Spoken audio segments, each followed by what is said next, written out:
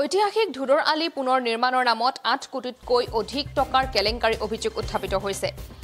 ঐতিহাসিক ধুদৰ আলিৰ প্ৰায় 9 কিলোমিটাৰ পথ জাজি নদীৰ দলঙৰ পৰা সামুগুৰি ৰজা মৈদামলৈকে মেৰামতি কৰিবৰ বাবে চৰকাৰে অনুমোদন দিছিল আৰু 8 কোটিতকৈ অধিক টকাৰ ঠিকা দিছিল ৰিণ্টু বৰগোহাঁই নামৰ এজন ঠিকাদাৰক। পথছোৱা নিৰ্মাণৰ ব্যয়ৰ 8 কোটি ৭৪,৯৫,৫৫০ টকা ধাৰ্য কৰা হৈছিল। কিন্তু ঠিকাদাৰজনে ব্যাপক দুৰ্নীতি আৰু অনিয়মৰ মাজেৰে নিম্নমানৰ পথ নিৰ্মাণ কৰি 7 কোটি ৬৩ লাখ টকা ঠিকাদাৰ ৰিণ্টু বৰগোহাঁই মোকলাই নিয়াৰ অভিযোগ উত্থাপিত হৈছে। দুলাল কলিতা নামৰ RTIৰ কৰ্মীজনে ঠিকাদাৰ ৰিণ্টু বৰগোহাঁইৰ বিৰুদ্ধে ৰাজকোষৰ ধন অপচয় কৰি লুটিপুটি খোৱাৰ বাবে ৰাস্তা মেৰামতি কৰাৰ নামত ৰাজকোষৰ ধন আত্মসাৎ কৰাৰ অভিযোগ উত্থাপিত কৰিছে।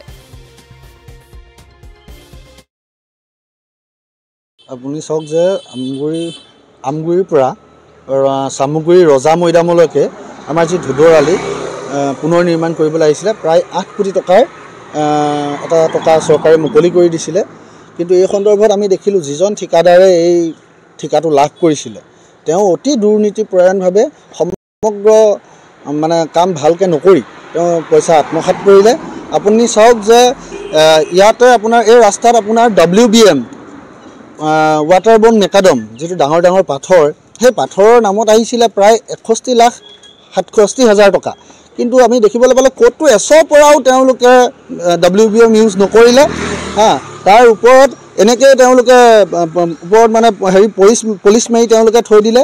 আপুনি চাওক তাৰ ৰাস্তাটো কিনাৰে কিনাৰে আমাৰ নগৰৰ অংশখনৰ কাৰণে 1600 মিটাৰৰ ঢেলাই কাম আহিছিলে ছাইডত, ৰাস্তাৰ একেবাৰে কিনাৰত ছাইড বামৰ কাৰণে। কিন্তু 1600 মিটাৰৰ ঠাইত তেওঁলোকে প্ৰায় 1 কিলোমিটাৰো কাম সম্পূৰ্ণ ভালকৈ নকৰিলে। গতিকে এই সন্দৰ্ভত সমগ্ৰ বিষয়বিলাক আৰু বহুত তথ্য আছে মোৰ ওচৰত, কেলেংকাৰী হৈছে এই ৰাস্তাটোৰ সন্দৰ্ভত। সমগ্ৰ বিষয়ৰ ওপৰত মই CM ভিজিলেন্সত গোচৰ পঞ্জীয়ন কৰিছিলোঁ। কিন্তু CM ভিজিলেন্সে এনকুৱাৰীও কৰিছিলে, আমাৰ জিলা উপায়ুক্তলৈ এনকুৱাৰী কৰিবলৈ লিখি দিছিলে আৰু সেই অনুপাতে মোৰ ভাষ্যও গ্ৰহণ কৰা হৈছিলে জিলা উপায়ুক্তৰ কাৰ্যালয়ত। কিন্তু কি হ'ল CM ভিজিলেন্সে সমগ্ৰ বিষয়টো কি কৰিলে মই আজিও কোনো পধ্যে গম নাপালোঁ। আৰু এই সন্দৰ্ভত সেইকাৰণে এই ৰিণ্টু বুঢ়াগোহাঁই নামৰ ঠিকাদাৰজনে যিটো 2 নম্বৰী কৰিলে, তেওঁক আজিলৈকে চৰকাৰ বা এই সংশ্লিষ্ট বিভাগসমূহে কিয় আজিলৈকে ব্লেকলিষ্ট কৰা নাই, এইটো কিন্তু অবুজ হাতৰ মোৰ কাৰণে থাকিলে। কোটি 65 লাখমান টকাৰ হেৰি আহিছিলে কামটো।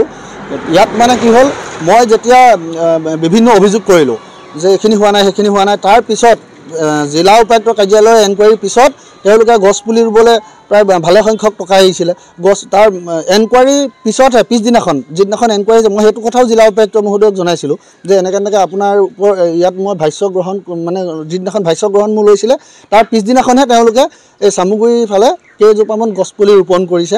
তেওঁলোকে তাৰ আগত আমাৰ আমি বিশ্ব পৰিৱেশ দিৱসৰ দিনাখন যিবিলাক গছপুলি আমি ৰোপণ কৰোঁ আচলতে সেই গছপুলিখিনিকে তেওঁলোকে ৰোৱা বুলি দেখাবলৈ চেষ্টা কৰিছিলে। আপুনি চাওক মেইন কেলেংকাৰীটো WBMত হৈছে সম্পূৰ্ণভাৱে। WBM ক'তো এছৰ পৰা শিল নকৰাকৈ তেওঁলোকে ডাইৰেক্ট কাৰ্পেটিং কৰি সমগ্ৰ ৰাস্তাটো কেলেংকাৰী কৰিছে। আৰু 2 নম্বৰতে আপোনাৰ চাফ চিকুণৰ নামত প্ৰায় ভালে সংখ্যক টকা আহিছিলে ৰাস্তাটো। আপুনি চাব যে ক'তো চাফ চিকুণ তেওঁলোকে নকৰিলে। চাফ চিকুণ গছ গছনি যিখিনি কাটিব লাগে, ৰাস্তাৰ একদম দাঁতিতে থকা গছ গছনি যিখিনি থাকে সেইখিনি কাটিব লাগে। আপুনি আমাৰ VOC তেল ডিপুৰ সন্মুখতে এজোপা গছৰ মুহা আছে, সেইটোও আজিলৈকে চফা নকৰিলে তেওঁলোকে। এনেকুৱা ধৰণৰ